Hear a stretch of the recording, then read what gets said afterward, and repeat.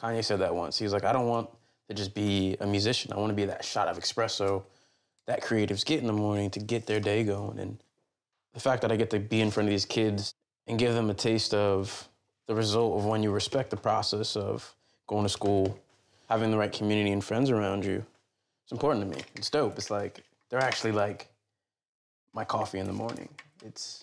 They're that shot of espresso.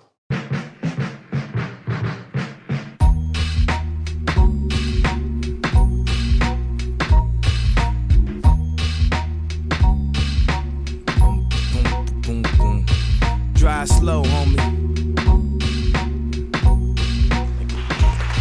Drive slow, homie. Good morning, good morning, good morning, good morning, good morning. My name is Nate, and I'm hyped. I've been doing these talks for like going on 5 years now, and if there was one thing I make sure these kids know when I'm on stage is you never, ever make your minimums your maximums. The name of my company is Palette Group, and we do creative work and digital marketing. I have a studio in South Kensington, North Philly, and I have 3 full-time employees.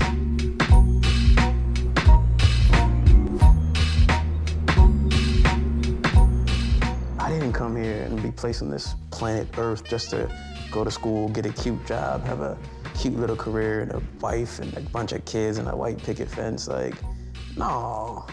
I remember coming to these assemblies thinking, he's just gonna be some boring person in front wearing a suit.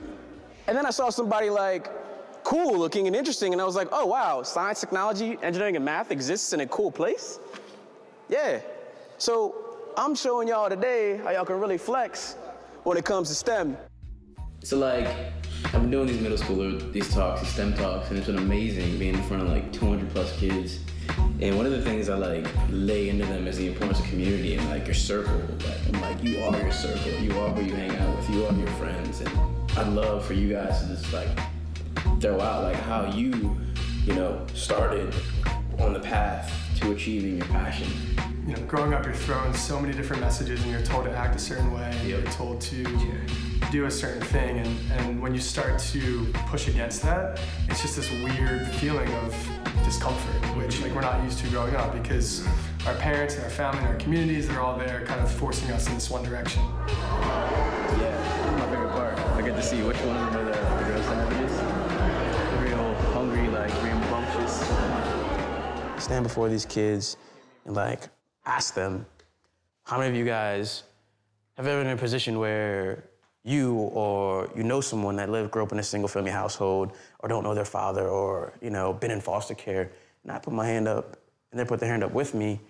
It's wild. A lot of the times, I go home and my parents or my mom or my grandmother would be at work. My uncle would be doing this, my uncle would be doing that, and like, I was just left there by myself to figure out how to boil a hot dog, right? I've never met my dad a day in my life. And that's not easy. Like, it's not easy not having someone to look up to and someone to teach you the different lanes you can go to as you grow up. And so I was raised in that home like some of you guys here. I was raised in that home like a lot of the kids in Philadelphia that are in the public school systems. Here I am feeling bad about talking about my upbringing and feeling like it's alienating, but also here I am speaking to these kids, inspiring them, letting them know that that there is a path, there is a lane for them that they've never seen before.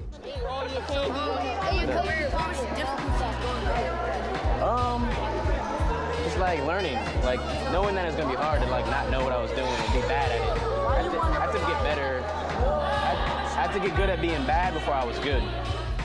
What were some of your challenges figuring out how to get to where you are today?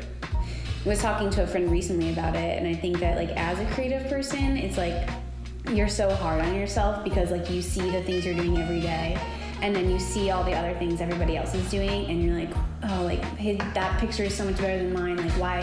What am I even doing? Like, So I think it's again that feeling of discomfort, and that's always going to be the biggest challenge. Is like, this feels uncomfortable, and there's a risk associated with this. But I think that you can look at anyone that's been really successful, and they've all felt that way.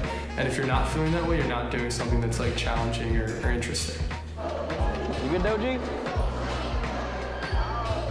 All I knew was that the city was a grid, and if I walked up and down, I'd eventually meet enough people and connect enough dots to figure out how to make my design career happen.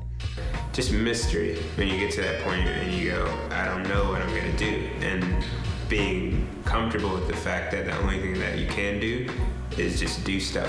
Keep doing stuff. Yeah. Do this thing, do this other new thing. People pay my company, my team and I to tweet. People pay my company and I to Instagram. You know, I was fearful, you know, I was shook up a little bit at night, you know, thinking like, I don't know how I'm gonna do this, you know, but, you know, I just worked hard daily, you know, constantly. I had to grind 24/7. You just took bite-sized chomps at your career, and like you just challenged the challenge. And I think some people don't get that. You know, success isn't overnight, but if you take it bite-sized, you can find that trail. You can't do that. But everybody moves. Monkey see monkey. You remember that one? I kind of think I remember that one too. I think I read about it. So people come to us for cool. Super surreal. If you'd have told me when I was 16 that I would be paid to create cool content, I would have never believed you. And I'm just grateful, like, to be able to sit in this stupidly cool studio in North Philly, and again, to be able to give my clients their all and work with the most talented people on the face of the earth. It's ridiculous. I'm just stoked to just keep scaling business, doing creative projects, and help people market their businesses the right way, using the internet the right way, using Instagram the right way. Palette Group, it's a studio. This is post/my area, co-working area, because we came from a co-working space, and this is where the squad kind of comes together, and I'm all about collaborations. Just have your ideas and your vision come to life. It's crazy, dude. Like, that's all I ever wanted, again, was freedom growing up, and to be able to have the freedom to create, have the freedom to do what I want as an entrepreneur, have my freedom to travel and have fun. It's the only reason I'm an agency. Like, no one teaches a young kid that they can create a space. They just show them that there are spaces and they need to fill them. Exactly. Exactly.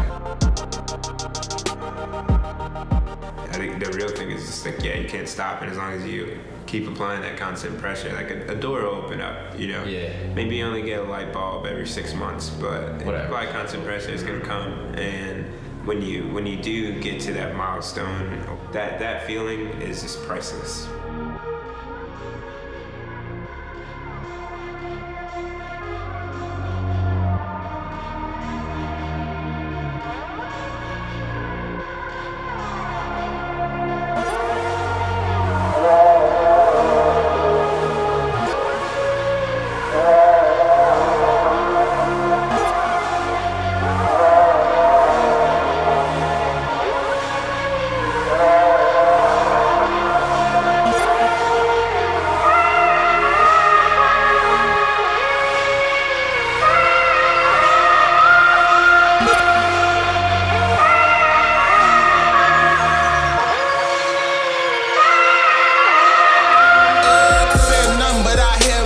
Was a lot of people around, now they all ghosts. Now they all ghosts, now they all ghosts, now they all ghosts, now they all ghosts. Put my glass in the air, homie, they all toast. See, but they all close, they all folks. Someone's hair disappeared, yeah, they got close. See, I ain't on clocks, and I ain't on blocks, although I ain't off blocks. You see these